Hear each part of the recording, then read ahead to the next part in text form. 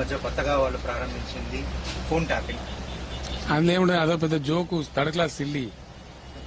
Phone tapping ఎవరికి సంబంధం ఉండదు, తర్వాత పోలీస్ డిపార్ట్మెంట్ డ్యూటీ.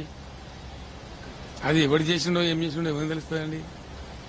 అదే ఇంత థర్డ్ క్లాస్ కాంగ్రెస్ గవర్నమెంట్ మీరు ఆలోచించేసి దాన్ని బట్టి who is connected with phone tapping.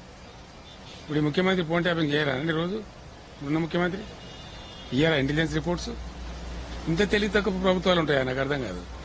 అదొక ఇష్యూ, అదొక దానికి ఆరోపణ, దానికి తోక. ఆయన సెన్స్ ఉండన్నా అసలు? అంటే ఇది ఒకటి కాంగ్రెస్ పార్టీ మాత్రం చేయట్లేదు కదా సార్, బీజేపీ వాళ్ళు కూడా వాడు కూడా పిచ్చోడే కదా,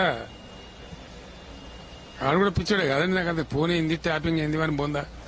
జస్ట్ పోలీస్ డిపార్ట్మెంట్ మ్యాటర్, అది మాకేం సంబంధం ఉంటుందండి. అది వాట్ వీఆర్ కన్సర్న్. సార్ ఇప్పుడు ఇంకొకటి, వాళ్ళు ఈ పవర్ సిచ్యువేషన్ మీద మీరు మేనేజ్ చేశారు. అది ఎవడన్నా ముడితున్నావన్నా, నోరుతున్నావన్నా, ఇదే భాషలో చూపి నువ్వు దేంతో నవ్వానండి ప్రజలు. ఎక్కడున్న తెలంగాణ కరెంటు ఎక్కడికి తెచ్చినా మేము, అది మిస్ మేనేజ్మెంట్ అయితే అదే తలా తోకున్నాడు చెప్తాడు ఎవడన్నా.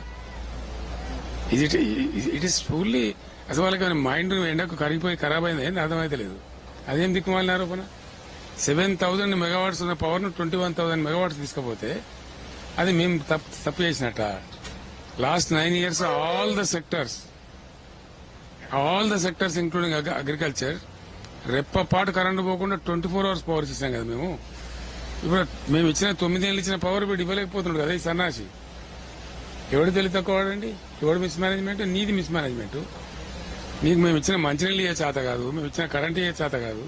నువ్వు ఈ రాష్ట్రంలో ఉన్నావా అసలు? ఎక్కడ నువ్వు నాకు అర్థం కాదు, ఏం మాట్లాడుతున్నావు? అందుకే ప్రజలు ఇప్పుడు చూపెడతారు నీకు.